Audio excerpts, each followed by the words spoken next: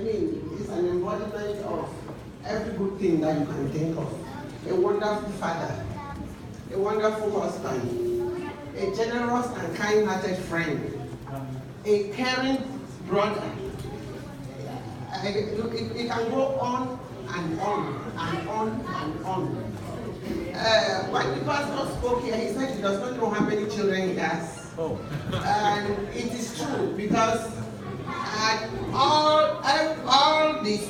every point of his life, as far back as Cameroon in Boya to Yaoundé, when you went to Dr. Ngo's house, the house was always full. When they were in Yaoundé, we named his house the Com Embassy in Yaoundé, because each time you came there, the house was full. I mean, not just people visiting for a few minutes and to leave, but spending the night there was like a hotel. And you will always find people, and you will not complain. You will not find any complaint. You will not see them frowning. There is nothing like there is not enough food. And even after the house is full and another person comes, he will not say, please, there is no space. He will take you in. And that is how his life has always been. And that's how he has been even when he came to the United States. So I think God has seen your good heart, Doctor, and he has blessed you. I know you have had some moments of turbulence in your life, but after every storm, there is calmness. And of course, as a God-fearing man, you must have trial periods in your life. Of course, if you are full of Christ went through a lot, so you are also ready to go through a lot if you are a Christian and you are following Christ. And of course, each time, no matter what, when you look up to him, he is always there to calm the storm. He is, as he did it to his apostles, he will always do it to you when you are with him. So I want to thank Jerry, Makwa, Machini, Masala. Where are you? Please come out again. We'll keep calling you out today. I think I'm so thankful to God. I'm proud of you all. You have done it. And I think in the Bible, one of the verses that God gives his promise with a condition is that if you honor and respect your father or your parents, what will happen? Your days will be numbered.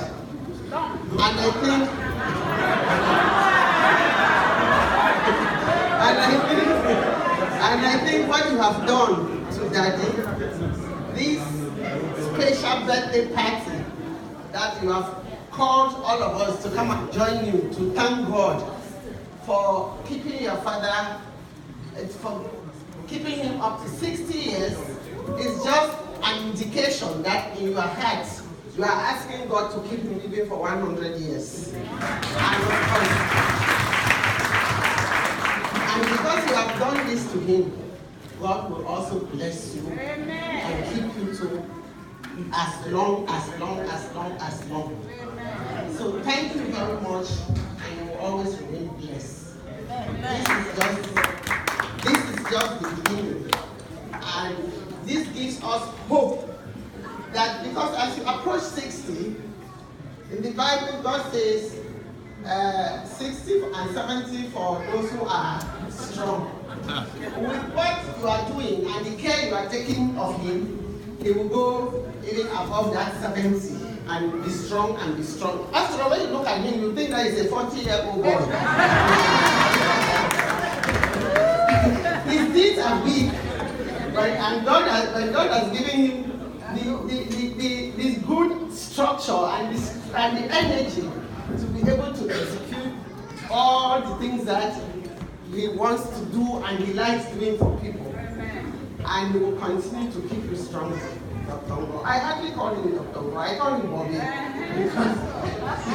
So we are very thankful to God. I'm so happy to be with you. I'm so happy to see the hall full, and coming to say thank God for keeping him for us. And our prayers is that God will continue to bless and keep him for us more. Thank you.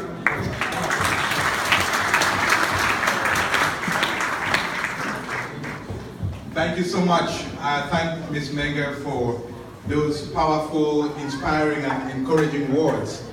That was very beautiful.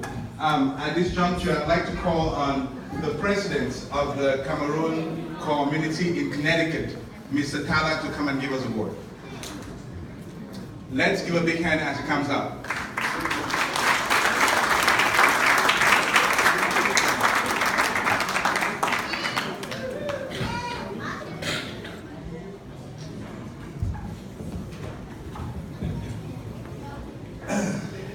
Thank you very much for giving me the honor to say a few words in this occasion. And I am actually very pleased for more than one reason. I had to speak during this year at several occasions touching our community, and I'm very pleased that this is a very special one. Yes, I'm the president of the Cameroonian community in Connecticut, but let me tell you something first.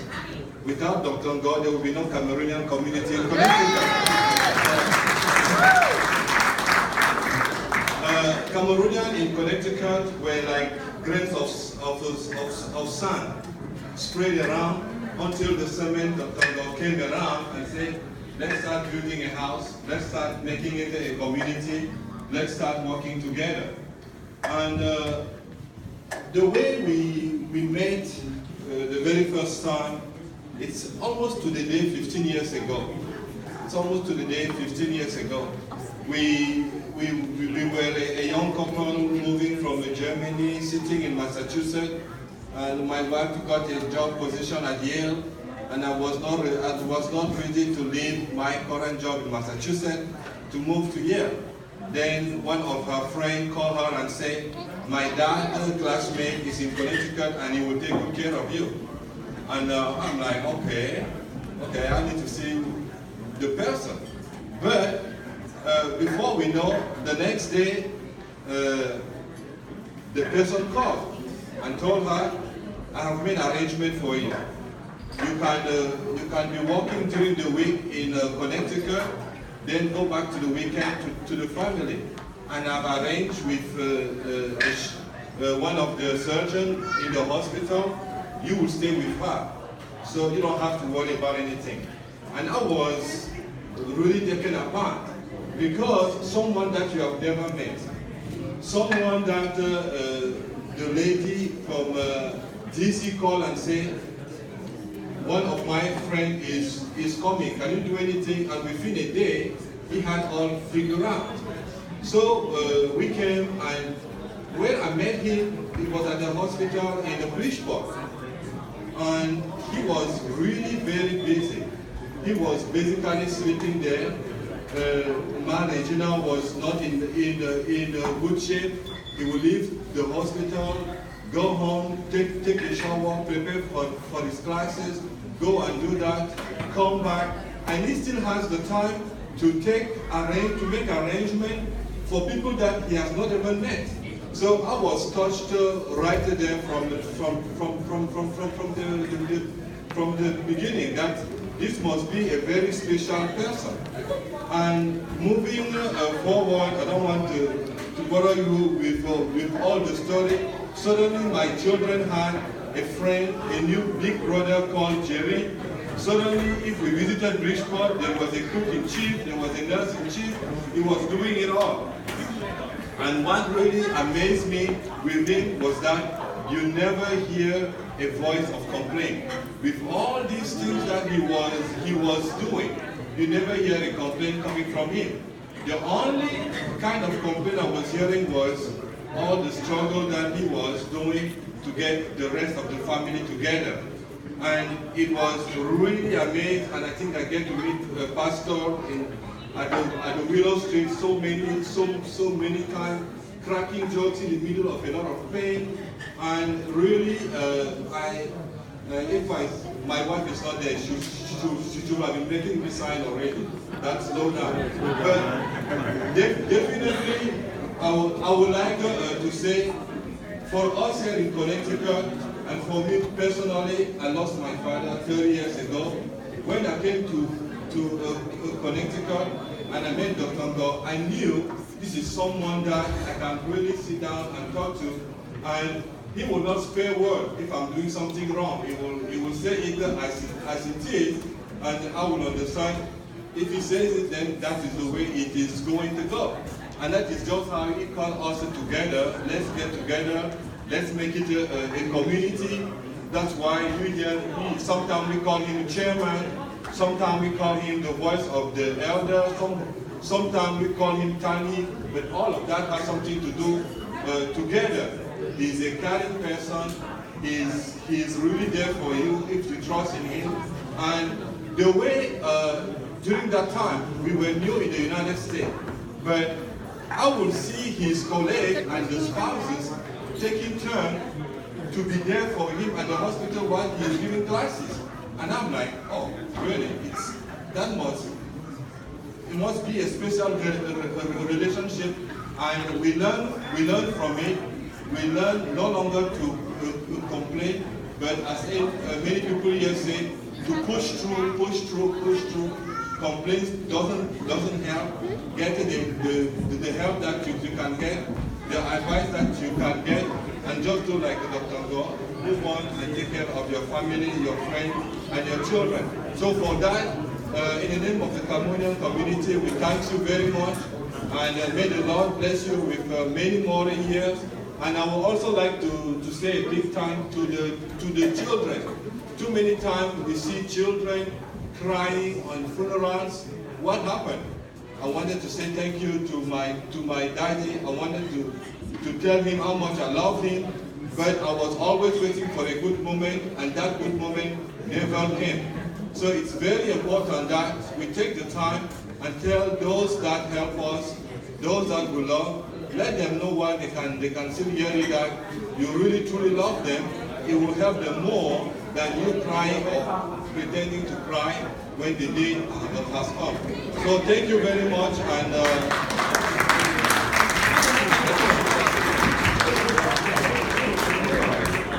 thank you so much. Thank you. So we thank the president of the CCC for those kind and inspiring words. I know we are all getting a little hungry, and it's almost time to go get some food. We just have one more item on the agenda. So I'd like Makwa, Machimi, Makwing, and Masanle to come and do a little presentation to all of us before we get to the table.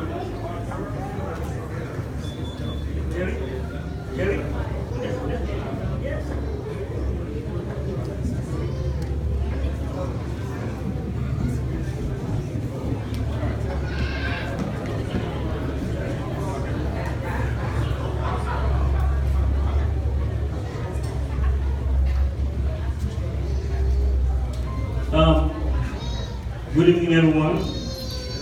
Thank you guys for coming. We're going to make this real short and sweet so we can get to dinner, because I know a lot of us are hungry. Could we have our dad to come up, please? The birthday boy.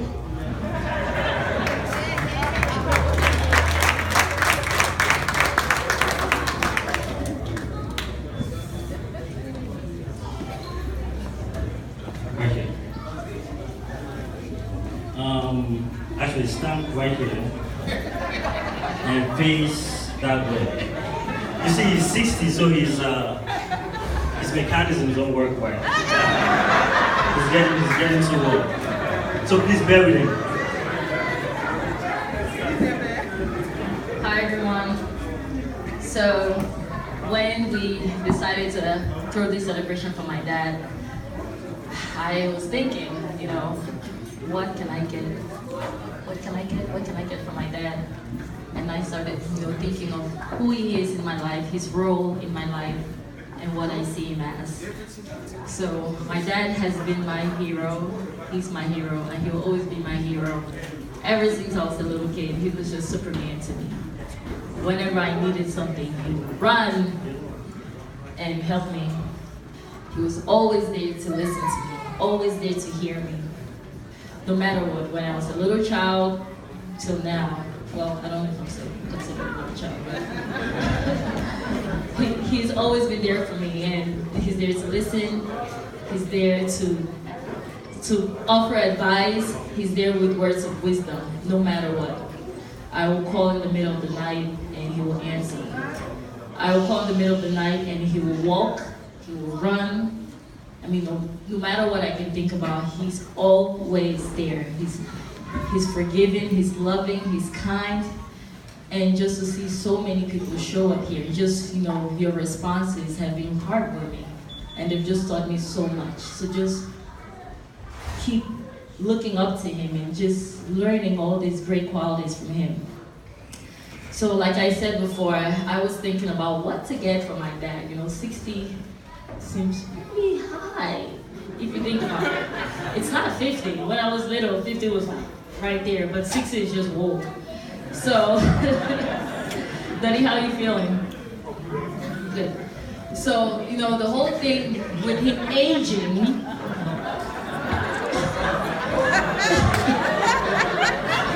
the whole thing with him aging is that as he gets older, he's still Superman, but the Superman qualities are a little bit,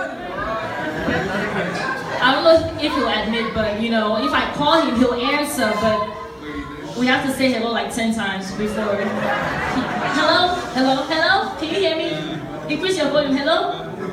It happens, and he comes and says, I need a new phone, I think it's my phone. I said, I don't think it's your phone. And then sometimes I'll go visit him at his office or visit him at home, and then, we can take a walk to his car, or he'll go escort me to my car. And before, he used to be swift on his feet. And now he's really slow walking. I'm like, wow. 60's coming up. So anyway, I was thinking about what to get for my dad, and after thinking very long and hard, and I think I came up with the perfect gift. So I got him hearing aids and a walking stick.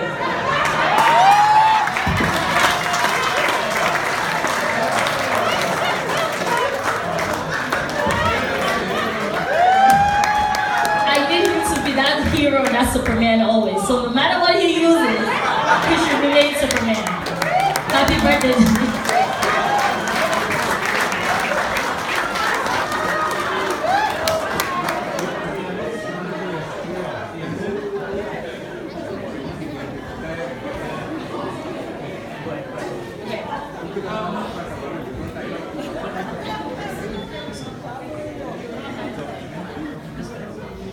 So my dad, a father, is a provider, a protector, one who is there for you. And my dad is all of that to me. My dad is a provider. My dad is a protector, and my dad, besides being a provider and a protector, my dad is there for me. He doesn't only write the checks, but he actually is on the scene when something arises. And I really want to applaud my dad for that. Also, my dad is not only my provider, my protector, but also my dad is my biology instructor.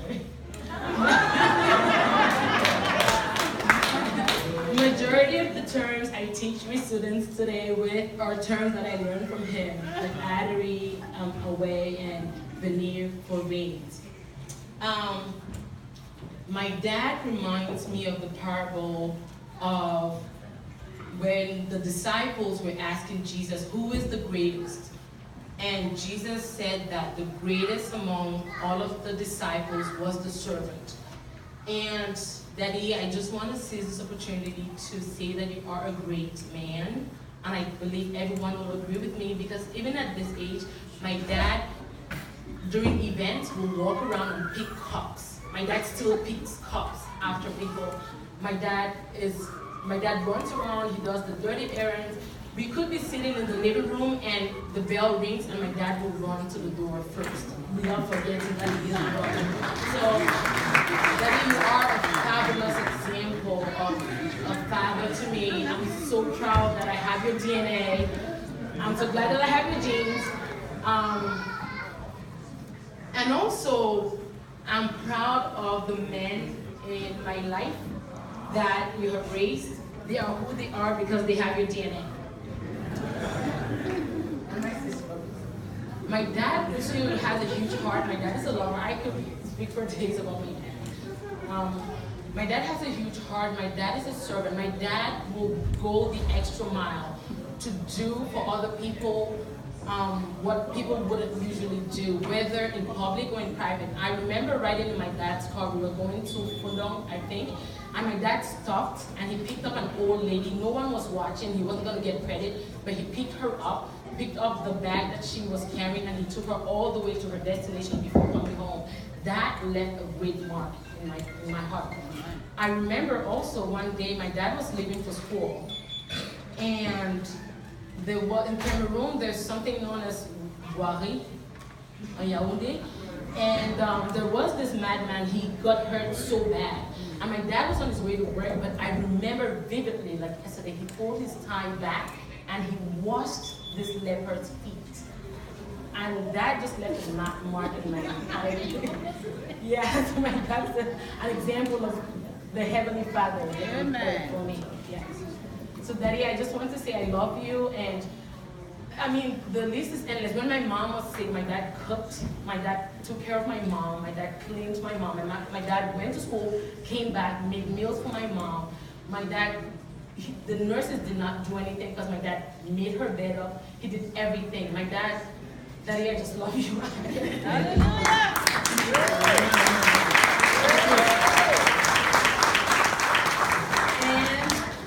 So my sister thinks that she got a good gift, but I beat her to it. She got an even more perfect gift.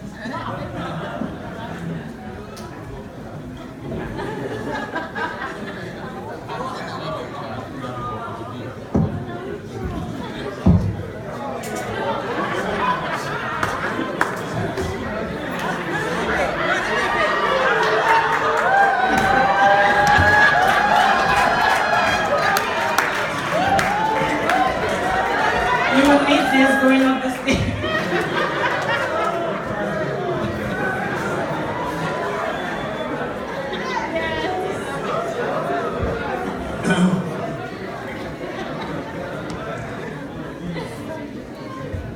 I'm going to try to make it real quick and short. So, dear Dad, as I sat down to write these few words to tell everyone gathered here today what you mean to me throughout my life, it didn't take long to realize how difficult a task that would be. How difficult it is to find the words to describe how great of a dad and a friend you are. This was simply due to the fact that I wanted to deviate from the ordinary cliches that a son will use to describe his father. I didn't want to sound so basic or so ordinary or so generic while describing the extraordinary loving father that you are. I could easily stand here and tell the world that you brought my siblings and I to America so that we could have a brighter future. Or that you taught me how to drive and accompanied me to get my driver's license. Or that you bought me my first car in 1993 Jetta Passat when I was in college. Or I could call you my hero, or call you my role model, or call you my best friend. Or tell everyone that the only reason I decided to pursue a PhD was for the simple reason that I too wanted to be referred to as Dr. Ngoh, just like you.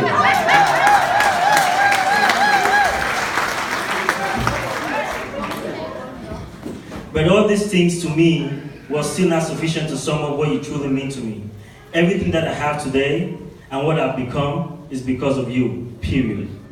It has not been easy. I have not been easy. We had our ups and downs. We've had very challenging moments.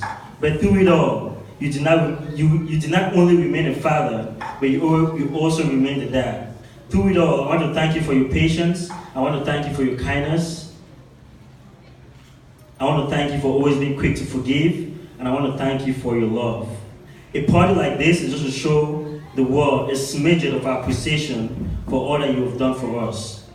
I know your expectations for me are very high, and I will continue to do my best to meet those expectations. Please continue to be patient and forgiving in areas where I falter or go astray. I pray to God Almighty that He should keep you so that you could see your children's children. Now, speaking of children's children,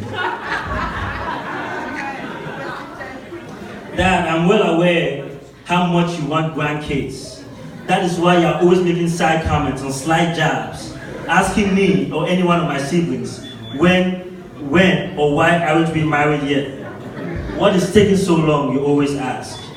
Quite frankly, I have run out of excuses, but please do not lose hope. I know you are very, very desperate, and how I know you're desperate is because last time you asked me, what's taking so long? Why haven't you proposed or why aren't you married to your girlfriend yet? And because you always ask me that question, I wanted to get you off my back, I just said, she can't make fufu. So the excuse I gave to get him off my back was that she cannot cook fufu. But you'll be surprised what my dad said. My dad said, that's okay. Did you guys hear me? He said that's okay. A man from Tumuku said it's okay to marry a woman that doesn't know how to cook fufu. So that's how I knew he was very, very desperate. But please, Dad, do not lose hope. I am sure one of us will be making a move soon. If I had to bet, I would say your older son Jerry has a surprise for us this summer.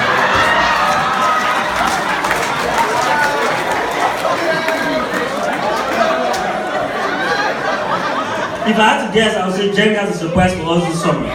Think about it. Think about it. He's going to Cameroon again this summer. 6 years in a row. What do you think keeps taking him to Cameroon? My guess is there is someone there. I am sure this is the year we'll finally reveal the one to us. If I had to take a second guess, I would say don't sleep on your daughter Martha. Ever since she moved to DC, she's been dressing differently.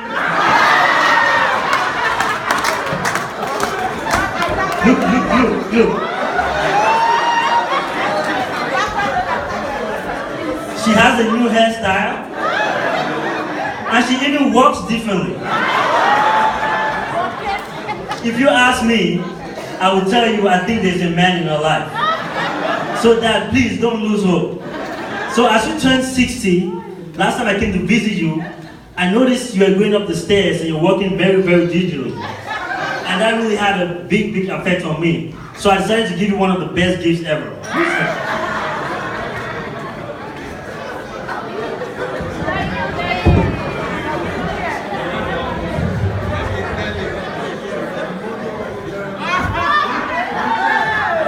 So Daddy, as we're walking around your house, I bought you a wheelchair because I know you're 60 and your legs are giving away. Please have a seat. How does it feel? There you go. So Dad, I can't say much about you, and I don't want to sound so basic as I said earlier. You're my friend, you're my role model, I look up to you. And the only thing I could say to everybody here is simple word. You're a good man. Thank you.